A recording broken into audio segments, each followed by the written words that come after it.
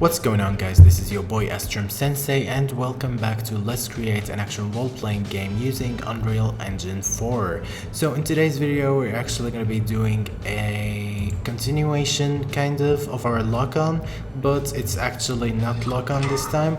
We're doing something else, which is when we're close to an enemy and we're not locked on and we hit the attack button, the character kinda turns, rotates towards the enemy so that they don't attack the air. It's not in Dark Souls, this one. You can kind of find it in maybe Kingdom Hearts games or Devil May Cry. Those kind of games have this feature. You kind of don't notice unless you're looking at it, but yeah, some games just automatically rotate you towards your enemies, and that's what we're going to do in today's video. You can also find it in The Last of Us, I think. Yeah, kind of not in all RPGs and games, but yeah, it's gonna be useful for our game. I think it makes it much better. So yeah, let's get started by working on this.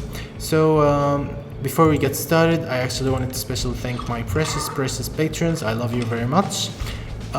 Thank you a lot for your support, and if you guys want to join the patrons list, make sure to check out the link in my description. You can find the project files there, which means that you can always look at my game and how it's playing, and yeah, maybe learn from the code.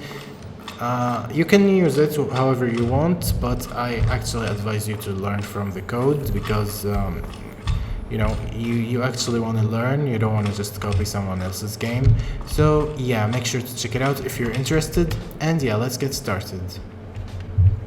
So the first thing we're gonna do in this video is we're gonna go to the BP base character, and we're gonna create a new function to find the closest enemy so that we can attack them.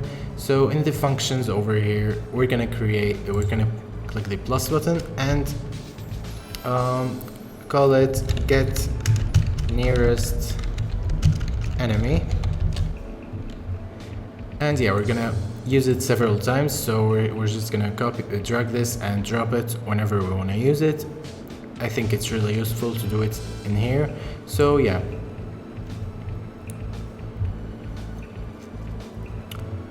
so the last time we actually added the lock-on over here, and we're gonna do something similar to this one, the sphere trace. I'm actually gonna copy all of those for now, and I'm gonna go back to the get nearest enemy and paste them over here. And from the get nearest enemy, we're gonna do a multi-sphere trace for objects.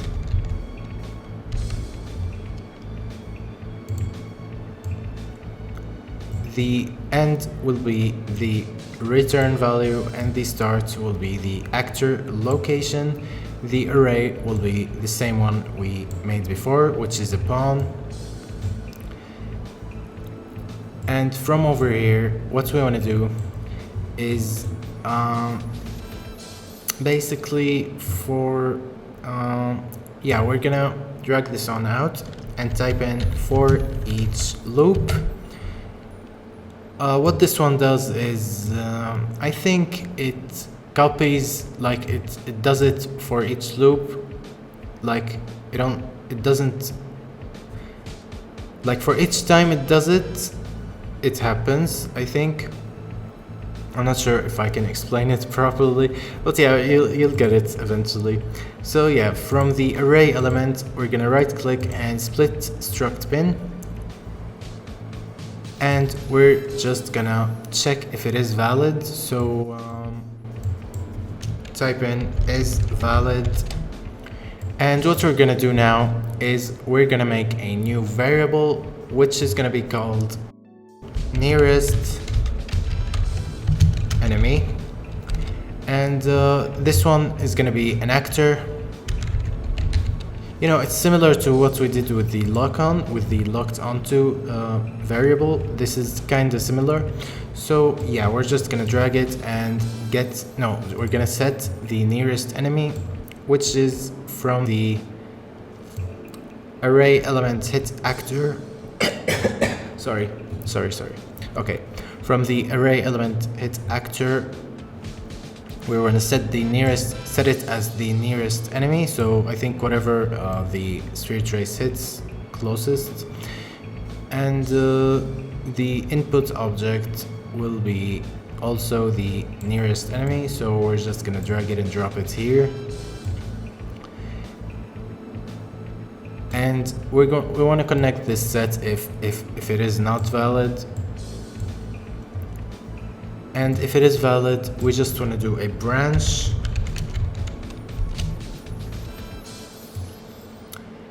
And if it's false, we're going to set the nearest enemy. And yeah, now what we're going to do is we're going to get the nearest enemy again.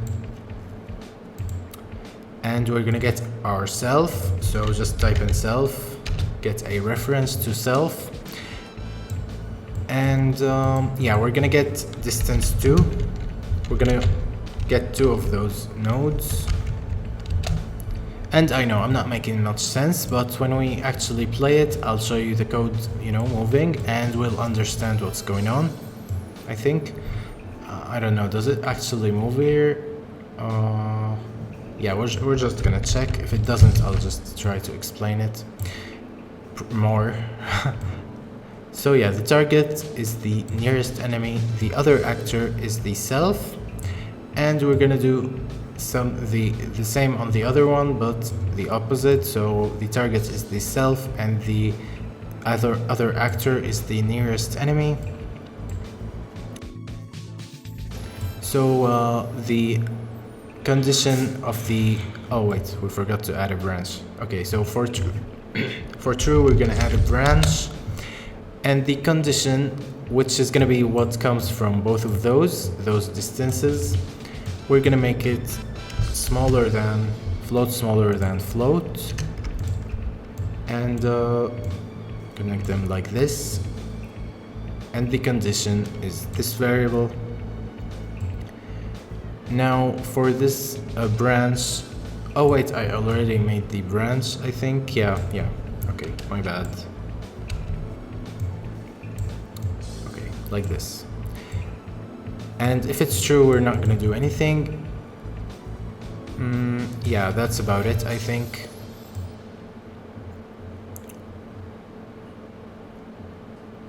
Now, what we wanna do is we're actually gonna find something called a return node.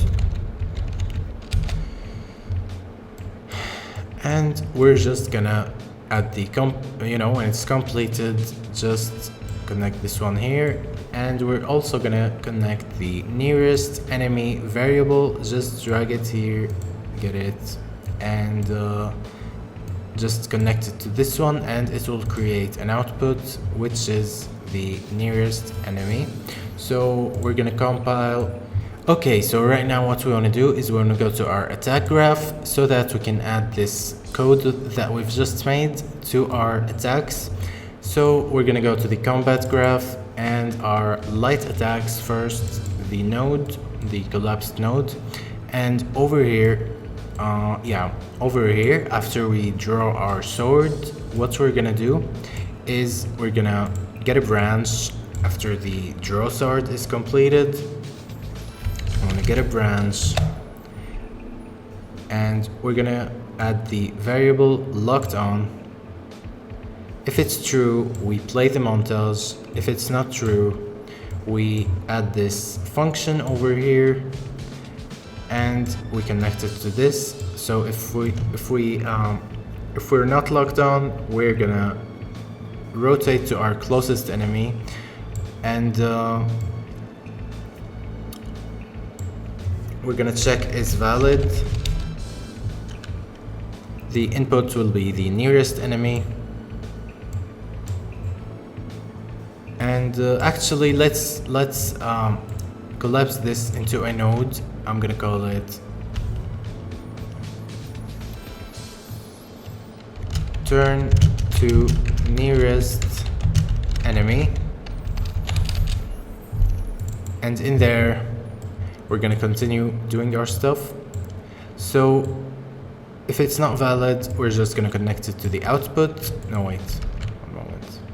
Yeah, we're gonna connect it into this one exactly. And if it is valid, we're gonna make a sequence. The first one will be to actually continue the attack before we actually rotate to the enemy, so as they happen actually together.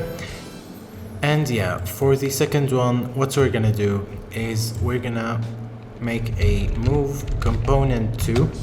So we want to move to our enemy when it comes to the rotation, not to the character itself. And basically what we want to move is the character itself, so it's the capsule component. And the other thing we're gonna do is actually do the rotation thing and the location thing. So yeah, this one's for the rotation and this one's for the location. For the rotation, we want to split this struct pin because we actually want it to be the exact same one. No, we want it to be the only the Z, so we don't want to move it X and Y because that would ruin a lot of stuff. And yeah, we're gonna get the actor sorry, okay, we're gonna get the actor location of ourselves,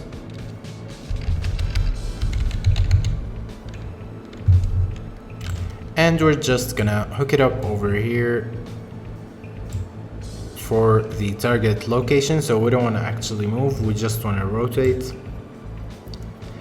And we're also gonna do another thing which is called find look at rotation. Here we go. And the start is our location while the target is the location of our nearest enemy, I think. Yeah, I think so. And we're gonna get the actor location.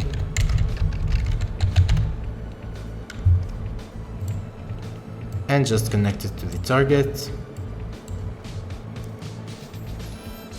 Now, what we wanna do is we're also gonna add the values for the, oh, I forgot. Okay, one moment. Now we're gonna continue this one, I forgot. Okay, so for the return value, what you wanna do is you wanna split it and connect the Z to the Z. That way we actually rotate to the enemy. And as for the capsule component, we wanna get world rotation from the capsule component, which is ourselves, by the way. And we wanna split it and connect the X to the X and the Y to the Y. And that way what happens is it basically rotates you towards, no, yeah, it basically doesn't do anything for the X and Y, and as for the Z, it rotates you. So if we complete it, no, we're not gonna actually do anything after it completes because we actually did it as a sequence. I want to change the overtime to 0.4, so this is how long it takes to happen. 0.4 is what's good for me. And yeah, that's about it, I think. Now, there's one more thing we can actually do, and that is to, you know what, I think it's fine. You know what, yeah, I'm gonna try it out. So we go to the lock-on, basically over here from the combat graph. We go to our lock-on, and I think we can avoid using all this since we already did something like that in our new code. So we're gonna, where is it? Yeah, here it is, get nearest enemy. Instead of the sphere trace, I'm just gonna connect it over here to this one. and connect this one to this one and disconnect this one. Now this one I'm gonna call it unused. Yeah, I'm gonna collapse it to a node, and since I don't want to delete it, I'm just gonna call it unused sphere trace for lock on, and that way we can just use it whenever we want. In case we do, you can delete it right before you release your game and have a cleaner code. And yeah, I think that's about it, but we're actually gonna copy this one and add it to our heavy attacks. But you know, there's one more thing we can do, and that is to create a macro over here. We want to call it what are we gonna call it? Yeah, I'm gonna call it turn to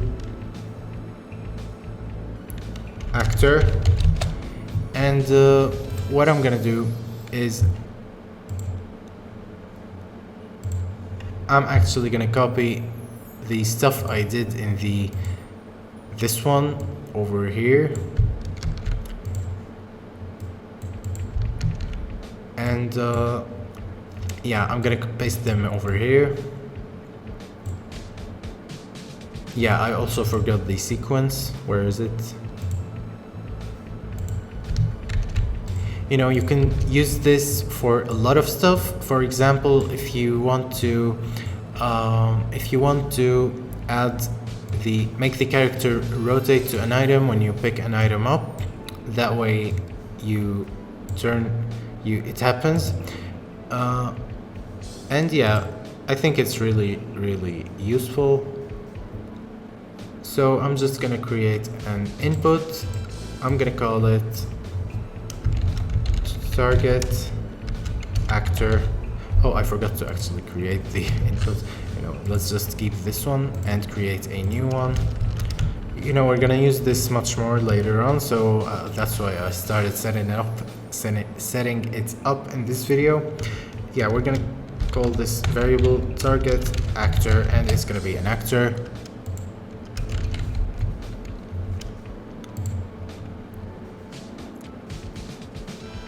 And yeah, I think we connect it over here instead of the nearest enemy.